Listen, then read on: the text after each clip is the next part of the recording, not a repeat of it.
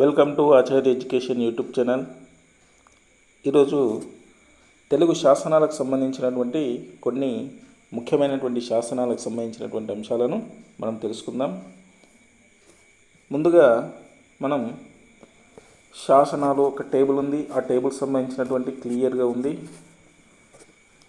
శాసనం ఏంటి, అది కాలం, శాసనాన్ని వేయించినటువంటి వారు, ఆ శాసనానికి సంబంధించినటువంటి ప్రత్యేకత అనేటువంటి ఈ 4 అంశాలు మనం ఈ టేబుల్లో మనం తెలుసుకుందాం. మొట్టమొదటి మనం తెలుగు వచన శాసనం కానీ తెలుగు శాసనం అన్నా తెలుగు వచన శాసనం అన్నా మనకు కలమల్ల శాసనం అనేటువంటిది ఉంది. ఈ కలమల్ల శాసనానికి సంబంధించి మనం ఇది క్రీస్తు శకం, ఇవన్నీ క్రీస్తు శకానికి సంబంధించినటువంటి క్రీస్తు శకం 575 సంవత్సరంలో క్రీస్తు శకం 575 సంవత్సరంలో వేయించినటువంటి వారు రేనాటి చోళ ధనంజయుడు. దీన్ని తొలి తెలుగు శాసనంగా పరిగణిస్తాం. ఇంకా ఏమైనా వేరే పేర్లు ఉంటే అవన్నీ మనం చెప్దాం. ముందు ఈ టేబుల్కి సంబంధించినటువంటి క్లియర్గా అంశాలు తెలుసుకుందాం. తర్వాత రెండవది పొట్టతుర్తి మాలేపాడు శాసనం, క్రీస్తు శకం 610 సంవత్సరం, రేనాటి చోళ పుణ్యకుమారుడు. తర్వాత విప్పర్ల శాసనానికి సంబంధించి విప్పర్ల శాసనం క్రీస్తు శకం 611 జయసింహ వల్లభుడు వేయించడం జరిగింది. తర్వాత అద్దంకి శాసనం, ఇది మొట్టమొదటి తెలుగు పద్య శాసనం. ఇది కలమల్ల శాసనం వచన శాసనం అయితే ఇది మొట్టమొదటి పద్య శాసనం. దీన్ని వేయించినటువంటి వారు ఎవరంటే పాండురంగడు. మరి ఇది ఏ సంవత్సరంలో అంటే 848 నుంచి 892 వరకు మధ్యకాలంలో ఉన్నటువంటిదని మనకు చరిత్రకారులు చెప్పినటువంటి అంశం. ఇది తొలి తెలుగు పద్య శాసనం. తర్వాత కందుకూరి శాసనం, కందుకూరి శాసనం ఇది కూడా క్రీస్తు శకం 848. ఈ కందుకూరి శాసనాన్ని వేయించినటువంటి వారు గుణగ విజయాదిత్యుడు. ఇది కేవల పద్యమయ శాసనం. ఇది ఏ శాసనం? కేవలము పద్యమయంగా ఉన్నటువంటి శాసనం. దీంట్లో సీసపద్యం అనేటువంటిది ఉన్నటువంటిది. కందుకూరి శాసనంలో సీసపద్యం ఉన్నటువంటి శాసనం. ఇక దీని గురించి తెలియజేసింది కొమర్రాజు లక్ష్మణరావు అనేటువంటి వాళ్ళు తెలియజేయడం జరిగింది. ఇక తర్వాత బెజవాడ శాసనం, బెజవాడ శాసనానికి సంబంధించి ఈ బెజవాడ శాసనాన్ని వేయించినటువంటి వారు యుద్ధమల్లుడు. ఈ బెజవాడ శాసనానికి సంబంధించినటువంటి ప్రత్యేకత ఏంటంటే 5 మధ్యాక్షర పద్యాలు ఉన్నాయి, చివరిలో వచనం ఉన్నది. ఇక తర్వాత 7వది కుర్క్యాల శాసనం. ఈ కుర్క్యాల శాసనానికి సంబంధించి క్రీస్తు శకం 946 సంవత్సరంలో ఇది వేయించింది జినవల్లభుడు. దీంట్లో స్పెషల్గా 3 కంద పద్యాలు ఉన్నాయి. ఇది మనకు ఇంకా కొన్ని అంశాలు మనం తీసుకుంటే కనుక తర్వాత కుర్క్యాల శాసనం తర్వాత మనకు ధర్మవరం శాసనం. ఈ ధర్మవరం శాసనం 898 సంవత్సరంలో వేయించింది ఎవరంటే చాళుక్య భీముడు. దీంట్లో సీసపద్యం ఉన్నది, తర్వాత ఆటవిలది ఉన్నది. ఇది మొత్తం చంపు పద్ధతిలో ఉన్నటువంటి పద్య శాసనం మనకు ధర్మవరం శాసనం అని చెప్పుకోవచ్చు. తర్వాత నెక్స్ట్ కొరవి శాసనం. కొరవి శాసనం 892 నుంచి 922 వరకు దొరికినటువంటి ఆ శాసనానికి సంబంధించినటువంటి దీన్ని వేయించింది చాళుక్య భీముడు. ఇది ఏ విధంగా పోలి ఉంది? నన్నయ్య గద్య రచనను పోలి ఉన్నటువంటి శాసనం కొరవి శాసనం. ఇక తర్వాత ఆరుంబాగ శాసనం. ఆరుంబాగ శాసనానికి సంబంధించి మనం వేయించినటువంటిది ఎవరు అంటే బాధక మహారాజు వేయించాడు.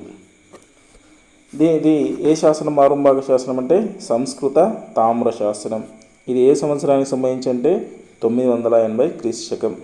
మరి దీంట్లో స్పెషల్ ఏంటంటే కంద పద్యం ఉంది. దీన్ని వేయించినటువంటి వారు ఆరుంబాగ శాసనకర్త అయ్యన భట్టు. ఇది రాసింది దీనికి సంబంధించి, కానీ వేయించినటువంటి వారు బాధక మహారాజు వేశాడు.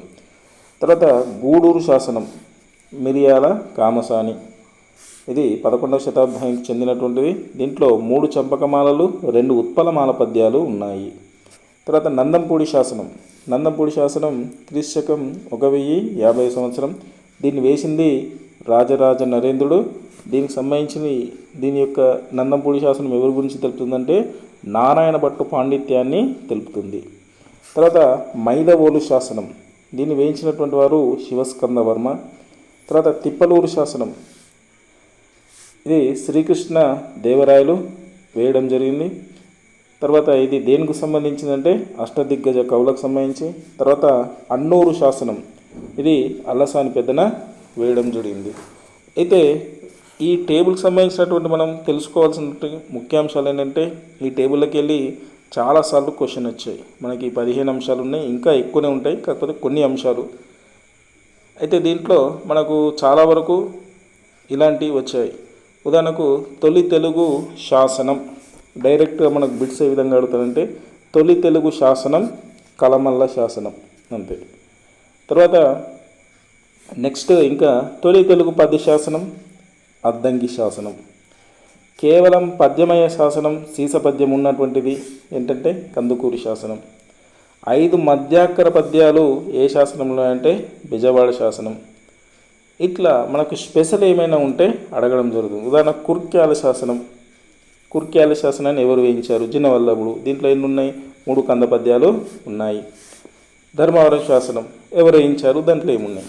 ఈ విధంగా ప్రతి ఒక్క దానికి సంబంధించి ఇట్లా మనం మామూలుగా కలమల్ల శాసనాన్ని వేయించింది రేనాటి చోళధనుంజయుడు, పొట్లదుర్తి మాలెపాడు రేనాటి చోళ పుణ్యకుమారుడు, తిప్పర్ల శాసనాన్ని జయసింహవల్లభుడు, అద్దంకి శాసనాన్ని పండరంగడు, కందకూరి శాసనాన్ని గుణగ విజయదిత్తుడు, బెజవాడ శాసనాన్ని యుద్ధమల్లుడు, తర్వాత కుర్క్యాల శాసనం జినవల్లభుడు, ధర్మవరం శాసనం చాళుక్య భీముడు, కొరవి శాసనం చాళుక్య భీముడు.